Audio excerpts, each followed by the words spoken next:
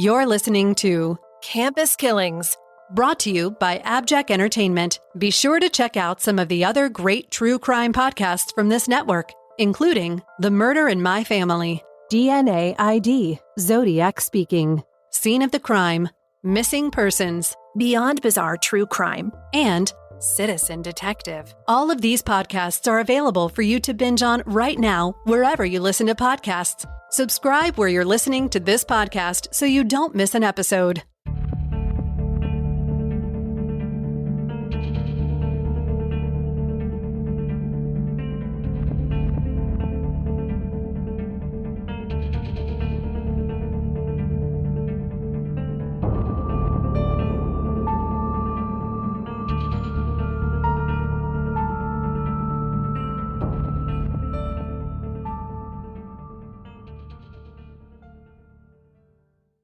Hi, Megan. Hi, listeners. Today's episode is a really tough one. And now I know that none of our episodes are easy listening, but I think that anytime we talk about serial murder and there are several victims involved, it's a lot harder to wrap our brains around. And as we'll discuss, these serial murders didn't just throw a university into a state of terror, but a whole Florida county was stopped in its tracks. One of the reasons I wanted to cover this case is because this crime had a long-felt impact that still resonates with victims' loved ones today, and actually the whole city of Gainesville. And that is the thing I don't think we talk enough about in the true crime world. We don't talk enough about the devastating and lasting impact of the horrendous events. Before I get into the case, I want to give special credit to the podcast 4 Days, 5 Murders, as most of our information on the victims in this case stemmed directly from the extensive interviews with the families and friends that podcast conducted. And now let me introduce you to the two universities in today's episode, the University of Florida, UF, and Santa Fe College, SF. UF is one of the most popular universities in Florida. It is home to the Florida Gators and attracts students from all over the country and internationally, but it is most beloved by Florida natives.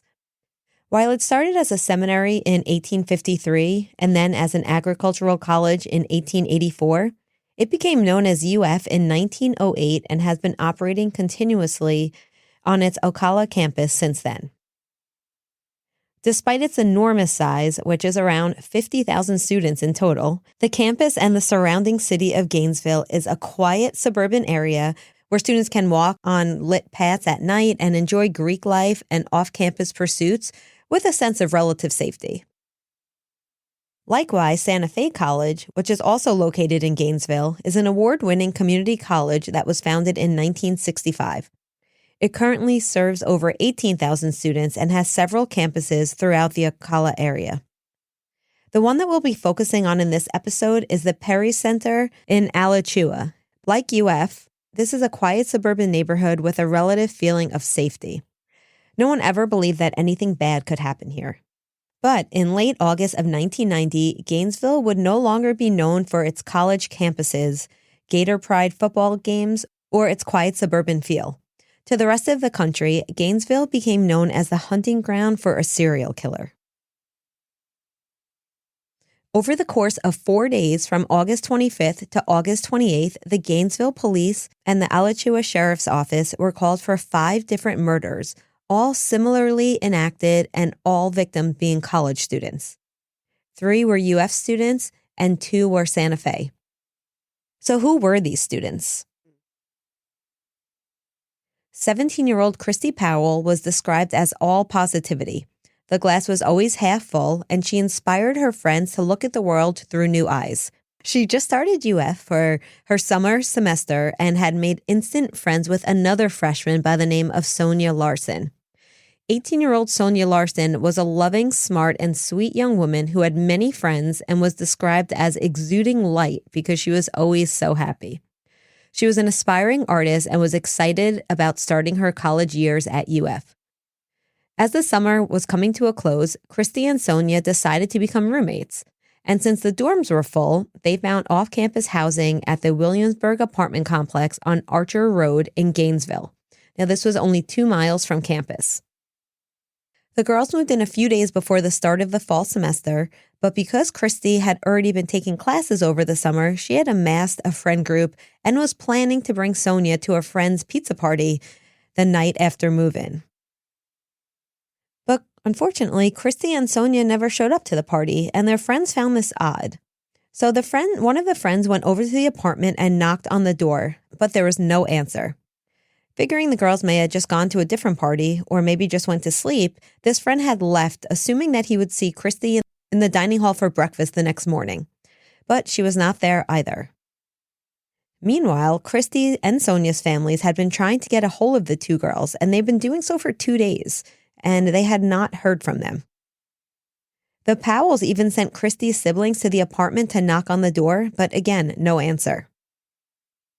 After 48 hours of no contact, the Powells called Sonia's mother, Ada, and said that they were going to drive from Jacksonville to Gainesville to check on the girls. When they got there, the door of the apartment remained silent after they knocked, and they immediately got concerned and called the police.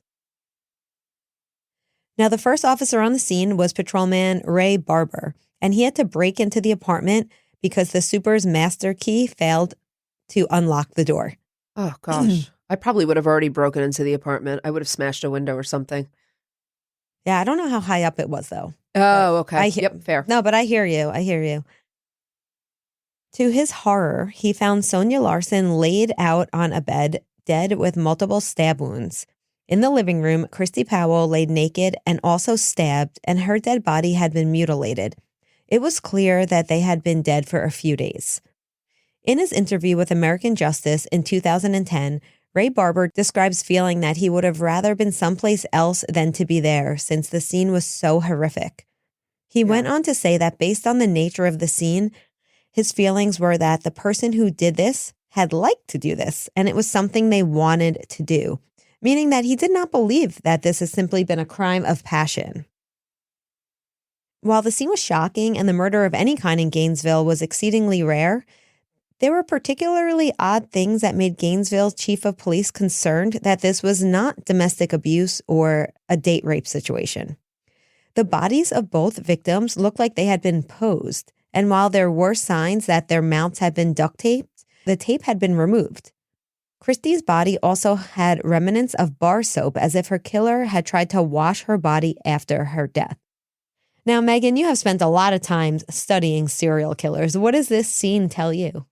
I have spent a lot of time studying serial offenders, but they all have different kind of, first of all, they all have a different modus operandi, like the way they kill. They also all have different signatures. Some like to pose, some clean, some take things. Like this could be any number of indicators. But what happens with serials is that there's usually a link. They usually establish a pattern that links them to multiple crimes then.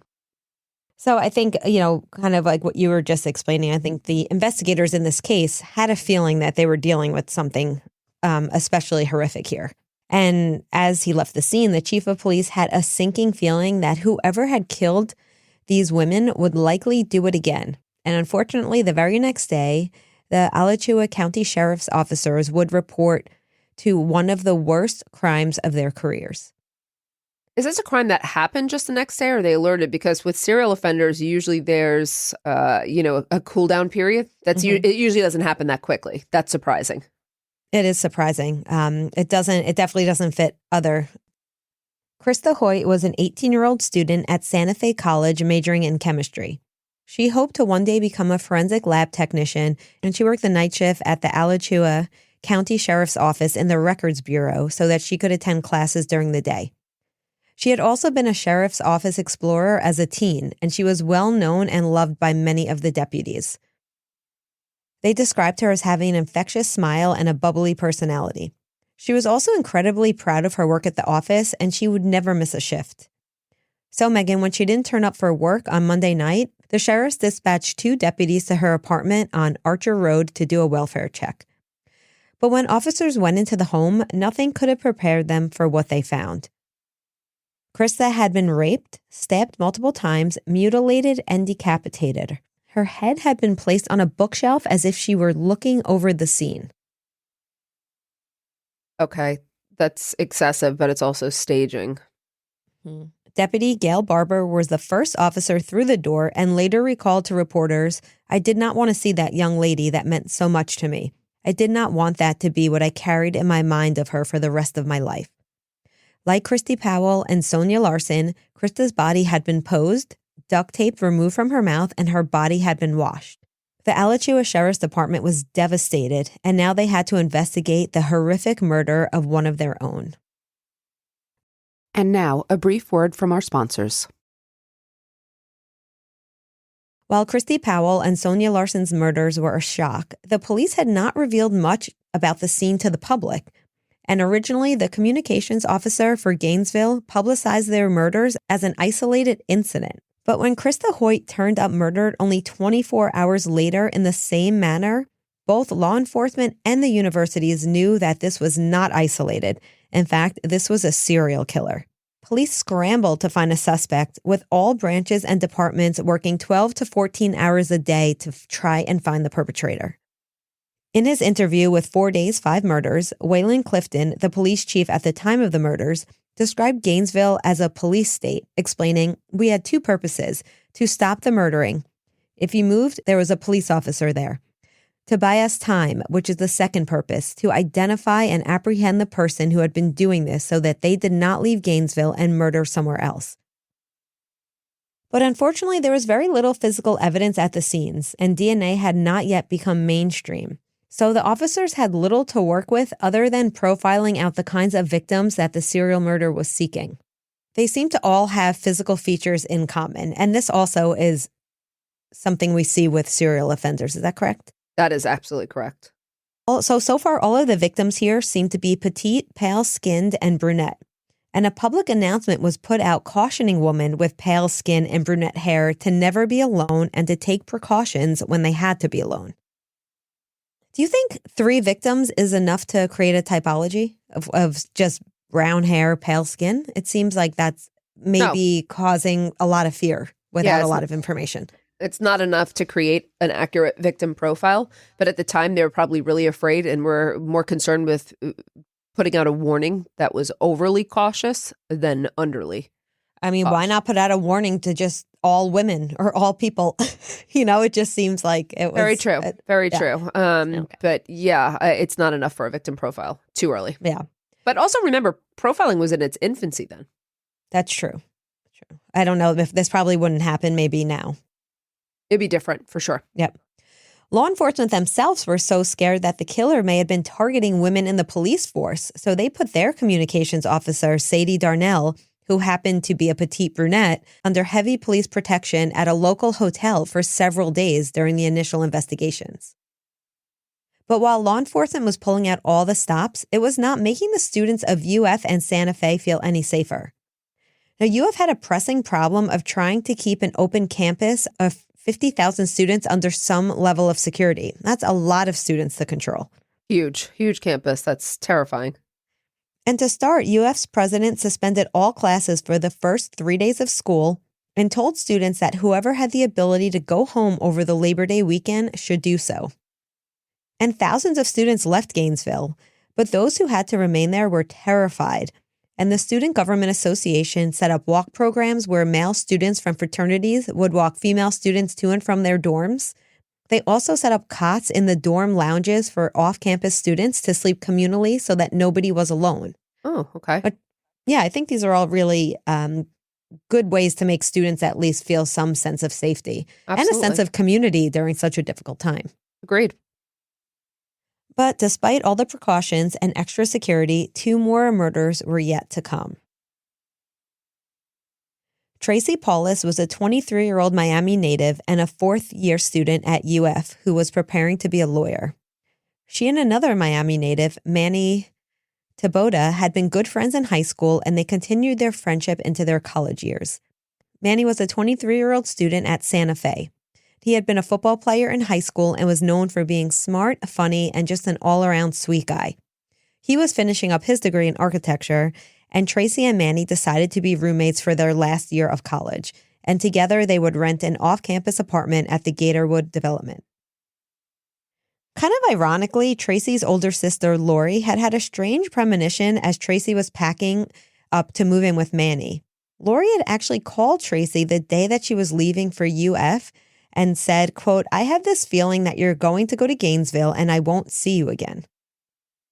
Now, Tracy felt that Lori was just being silly and overprotective, replying that she would be fine.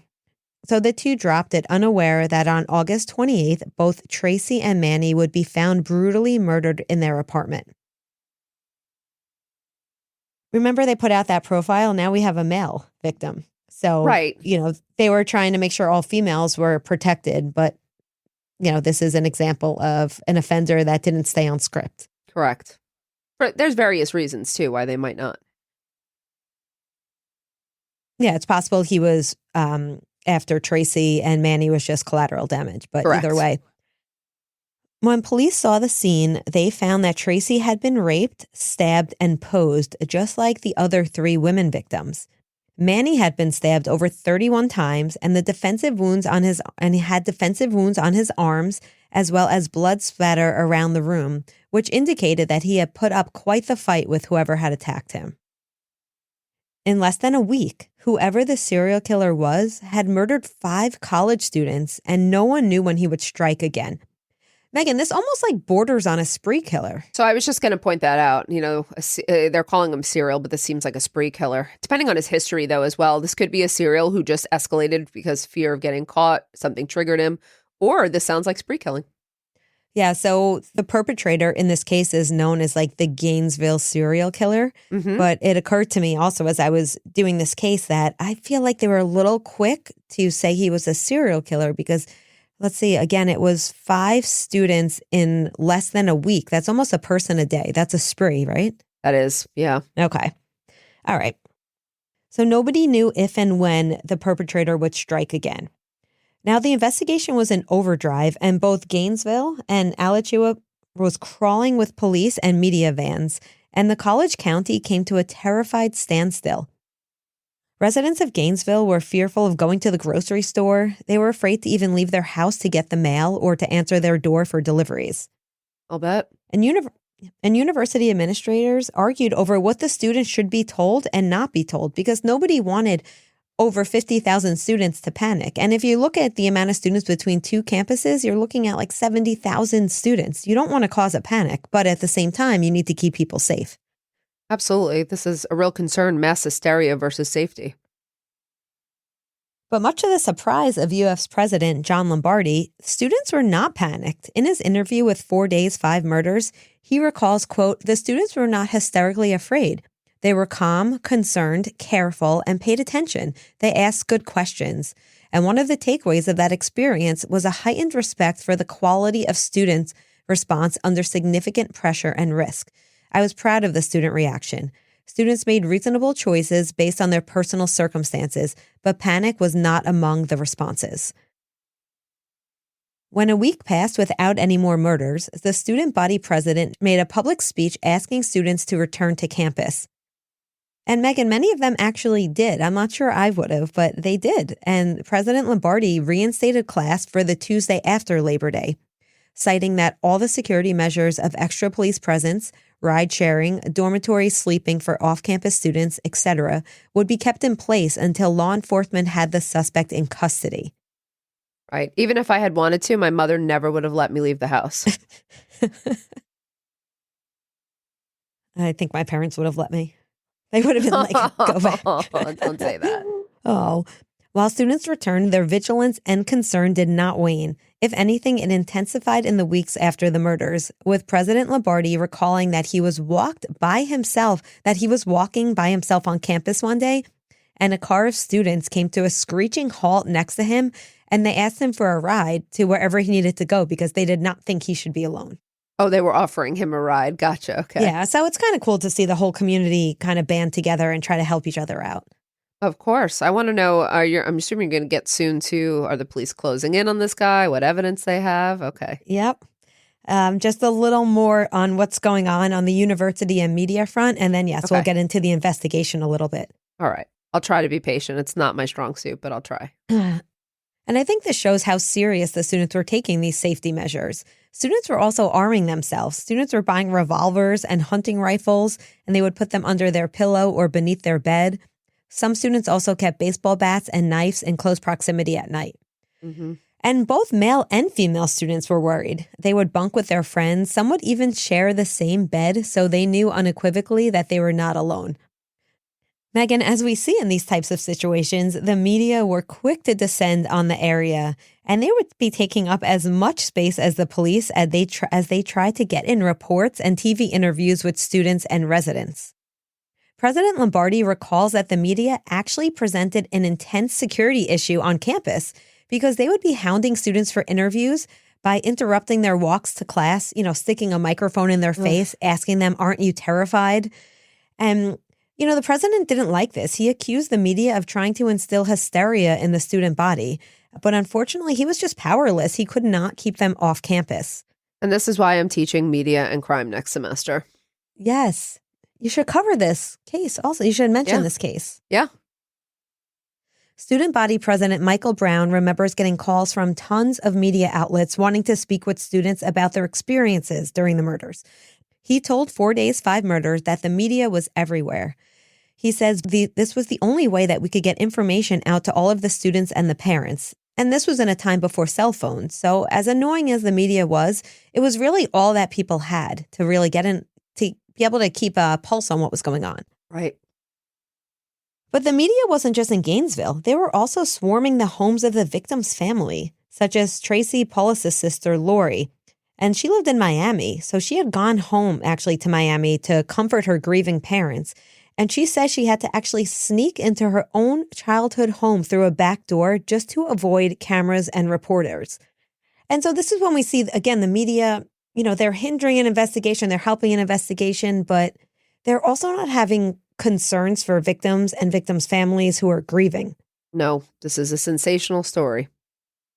But the media's most dangerous move was the way that they latched onto a potential suspect, a young man named Ed Humphrey. We'll return after a brief word from our sponsors. Now, as far as the investigation went, the police did not have much physical evidence at this time. The perpetrator had been exceptionally careful at not leaving any fingerprints on the scenes, and while they did have some semen samples and a few strands of hair, it was difficult for investigators to come up with a suspect list. And Megan, we didn't have these big databases the way we do today with DNA profiles. Right.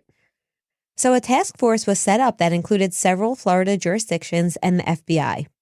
An announcement was given to the public stating that the killer was very organized, very specific, and very detail-oriented. They also said that he had used a sharp hunting knife capable of delivering precise incisions. They had enlisted the public's help and encouraged anyone to call with any tips or leads. And the public called, and they received over 6,000 tips. I had a feeling that was coming. And from that 6,000, the task force was able to round up about 10 possible suspects. Now, Ed Humphrey, on paper, looked like a really viable suspect. He was a part-time student at UF. He had been thrown out of the Gatorville complex, and this is where Terry Paulus and Manny Tabata had been killed. He has been diagnosed with manic depression and had a history of odd behavior around the community. Now, this would include carrying a hunting knife all the time and coming out of the woods at odd hours. There were also several reports of him threatening people with his hunting knife. And only 4 days after Tracy and Manny's murders, Ed was arrested for assaulting his 79-year-old grandmother, and he was sentenced to 22 months in jail. So the media ran with this, and they pounced on Ed Humphrey. They ran stories on his fascination with knives. They played up the fact that he was, quote, the Gainesville killer. And they said, the Gainesville killer is now behind bars, leading everyone to believe that, they were safe. They got the person. Talk about labeling someone so quickly with a disregard for what the evidence really shows. It's so dangerous, and another area I'm assuming you will cover in media and crime. Absolutely. But despite his rap sheet, maybe his odd behavior, some would say, and the media storm that surrounded him, the police searched his house and his car. They took hair and semen samples while he was in jail. He was simply not a match to the specimens from the murders, and there was no longer any reason for him to be considered a suspect. The killer had not been caught, but despite the police clearing him, unfortunately, the media kept Ed Humphrey's face and name publicly connected to the Gainesville serial murders for over a year after this time. What a tragedy, on top of a tragedy. Yep. just more victims along the way. Right. Now, Ed's defense lawyer stated, quote, "You don't have your name and face spread on every newspaper and then have a normal life thereafter. His youth, to a large extent, was stolen from him by this experience." And likewise, the task force itself came under intense criticism from the public that they had gotten the wrong guy.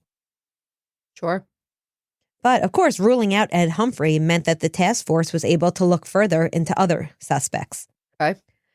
The FBI ran a crime scene scenario through a special database to see if the Gainesville murders would match any similar crimes from anywhere else in the U.S.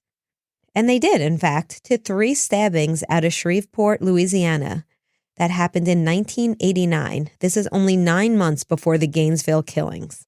Not long after finding this connection, the task force got a call from Shreveport saying that they had a resident named Danny Rolling who had just been arrested in Ocala for robbery.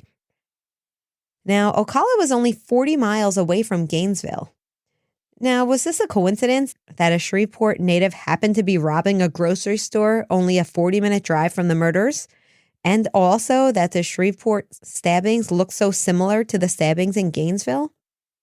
Well, this was a good place for the investigators to look further into this. I'm not going to answer it either because I know who it is, so. Okay.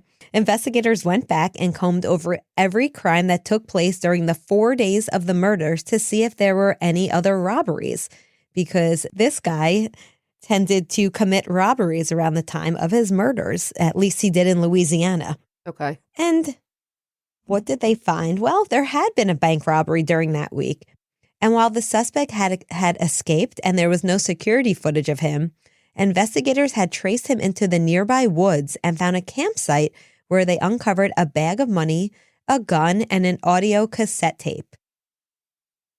But since the murders, of course, would take precedence, the evidence from the robbery had just simply been kind of put in a box and not touched because they had these murders going on, but now they're starting to connect things. Sure. And armed with the possibility of some type of connection, investigators took out that box and started looking at the evidence. And remember that they had a cassette tape, so they were interested to hear what was on the cassette tape. And I don't think anyone could have prepared them for this because there was a man's voice. There was a man's voice identifying himself as Danny Rolling, and he had recorded a folk song with lyrics, quote, "Mystery Rider, what's your name? You're a killer, a drifter, gone insane." And the tape ended with Danny Rolling signing off and saying, "There's something I gotta do." So could this Danny Rolling have robbed the bank and then committed the 5 heinous murders?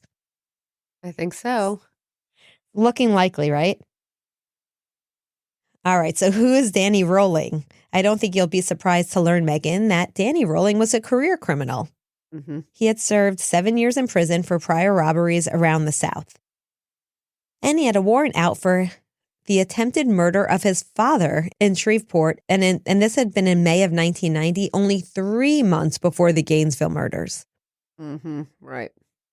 Further investigation would reveal that on August 18th, 1990, Danny Rolling had checked into a motel in Gainesville and had drifted from one cheap motel to another until his money had run out on August 23rd, at which point he made a campsite in the woods not far from the UF campus.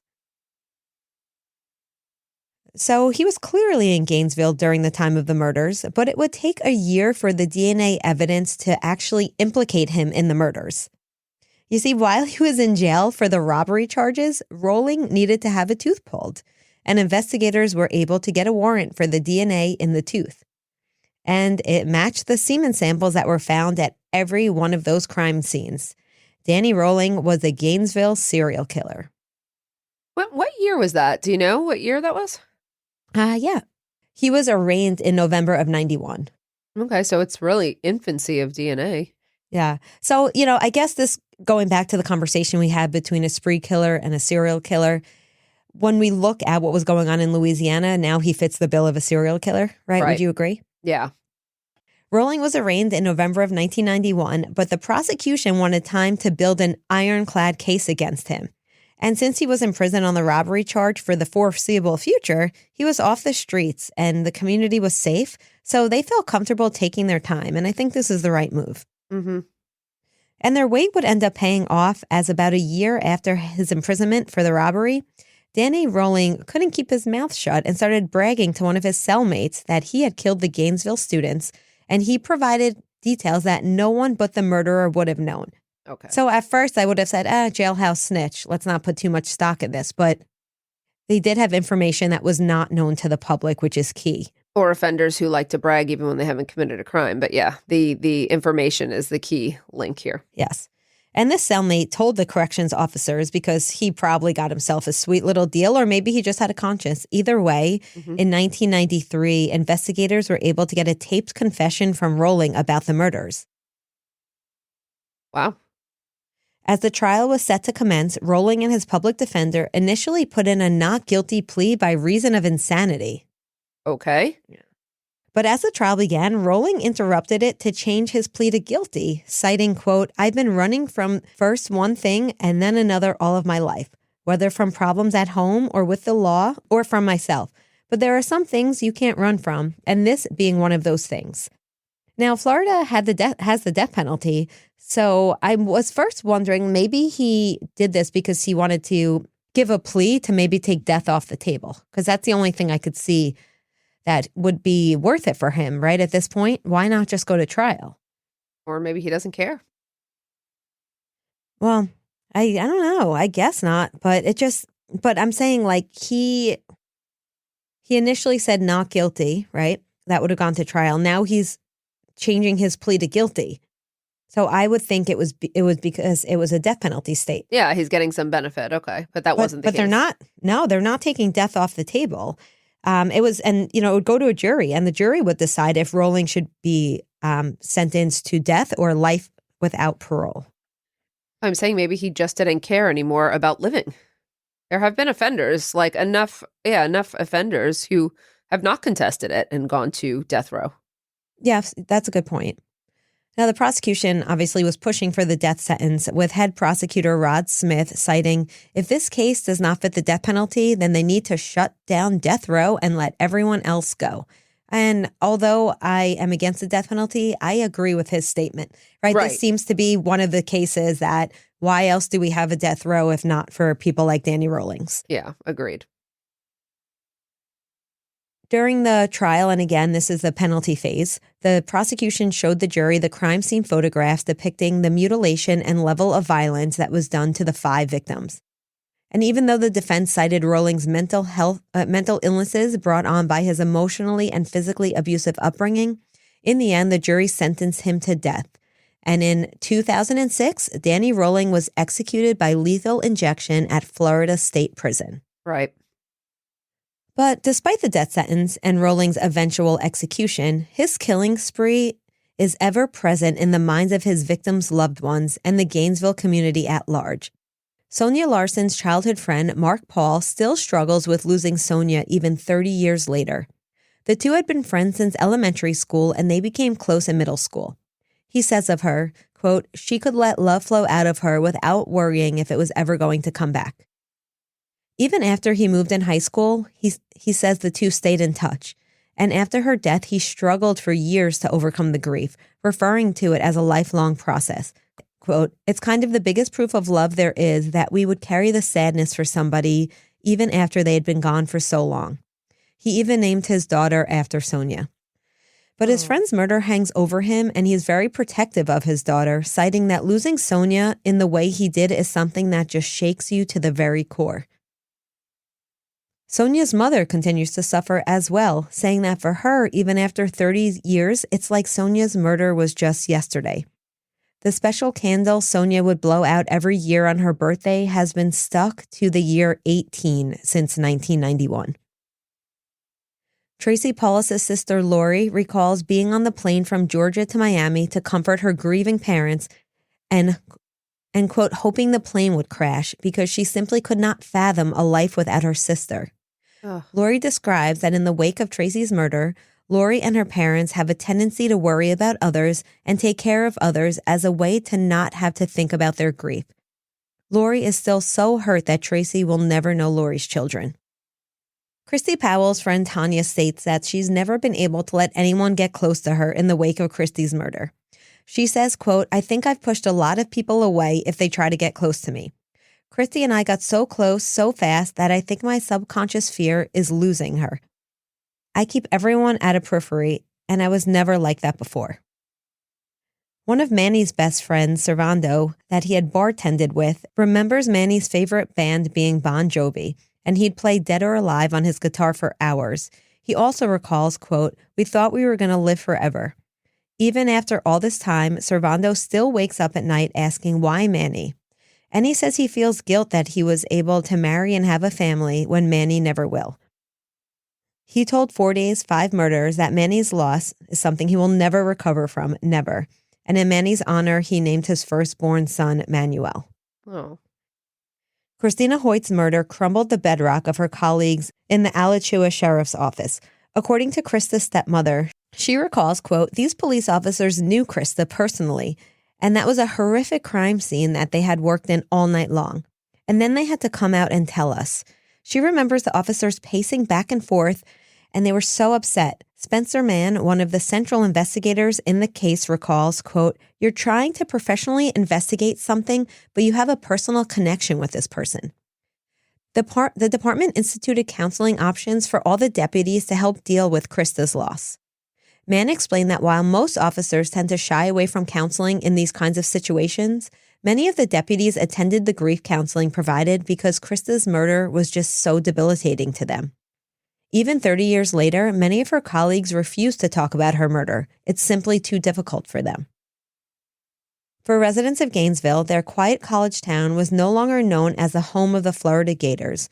For almost a decade after the murders, Gainesville was known as a serial killer's playground. And now, a brief word from our sponsors. On September 5th of 1990, US and SF had a joint memorial service for the 5 students. President Lombardi gave a speech that I will read a small portion of here. Quote, "None of us in this small and connected open community can escape the direct personal and immediate impact of this tragedy. These 5 outstanding people were ours. Each of us must accept the loss and bear the pain of the grief, as well as recognize the acute sense of sympathy that we feel for the family and friends of these 5 students. We cannot restore the loss, but we can commit ourselves to fulfill their dreams and ours so that their accomplishments and promise of their lives can be continued." UF established the 1990 Student Scholarship Fund in memory of the victims and created an on-campus memorial by planting 5 palm trees outside the business school to represent the 5 victims. Student body president Michael Brown was one of the students who assisted in planting the trees and told 4 Days, 5 Murders that he had come back to campus 25 years later and still got emotional when he saw how tall those trees had grown. Every year since, the school holds a memorial service where white ribbons are tied around the trees in memory of the victims. And up until the 25th anniversary of the killings, the bells in the bell tower tolled 5 times each day between August 24th to 28th.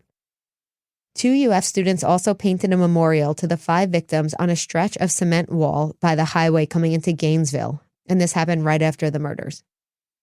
The mural is a black background with red and white lettering depicting the victims' names and the date 1990. Though several other parts of the wall have been graffitied over and over again, the memorial has never been touched, with current UF students maintaining the mural when the paint fades. Today, many UF students don't know about the 5 murders that happened on their campus, and in some ways, that can be a sign that the shadow of the Gainesville serial killer may have finally lifted. But for those who lived through it and are in many ways still dealing with the deep emotional scarring left from it, there is no forgetting that terrifying week in 1990. But to leave on a positive note, what both universities and law enforcement learned in working the Gainesville murders has had a huge positive impact on how they handle situations today. The murders forever change the way law enforcement interacts with victims' families as well as how they deal with the media. And many of the security blueprint that UF had created during the tragedy have been adopted by other universities for their emergencies. UF also created an extensive crisis plan after the slayings that apparently helped them get through the COVID-19 pandemic. And while not directly related to the Gainesville murders, the tragedy in part had a role in 2 important policies that universities live under today. The Clery Act, which we've talked about in a previous episode, which requires all universities to report all crimes committed on campus and in the campus's vicinity, and the Tarasoff rule, which allows psychiatrists, lawyers, and clergy members to break rules of confidentiality in the event that someone has made a direct threat to themselves or others. Oh, I didn't realize the Rowling case had anything to do with the second act there. Okay. I didn't either. Did we cover that on a episode as well? No, we did not. But I know the requirement. Yeah, I just didn't realize this case was involved. That's interesting.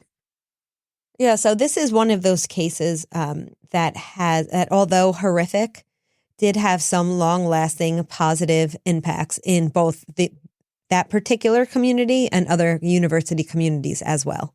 Right.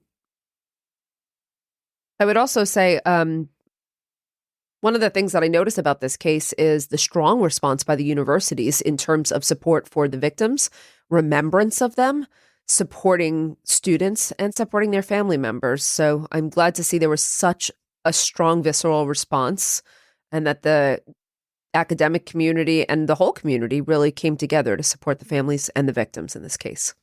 Yes, this is yet another example of a community coming together and banding together in the wake of tragedy. Before we go today, if you'd like to support Campus Killings, consider subscribing to the show with an AbJack Insider subscription through Apple Podcasts. Your subscription will get you VIP access to all the shows on the network that not only includes hundreds of episodes of ad-free listening, but also bonus content and early access to episodes. For only $4.99 a month or $49.99 a year, you'll unlock a variety of listener benefits, and you'll be supporting this show in the process. Head over to Apple Podcasts and search for either Campus Killings or AbJack, and you can start your subscription with a free trial. Your support is greatly appreciated. Thank you, everyone, for listening today, and we hope you'll join us on the next episode of Campus Killings. Campus Killings is hosted by Dr. Megan Sachs and Dr. Amy Schlossberg, with research and writing by Abigail Belcastro. It's produced by Mike Morford of AbJack Entertainment. Be sure to follow Campus Killings on social media. You can find Campus Killings on Twitter with the handle @CampusKillings or on Facebook at facebook.com/Campus Killings. You can also visit the show's homepage at campuskillings.com. Be sure to tune in every other Saturday for new episodes of Campus Killings.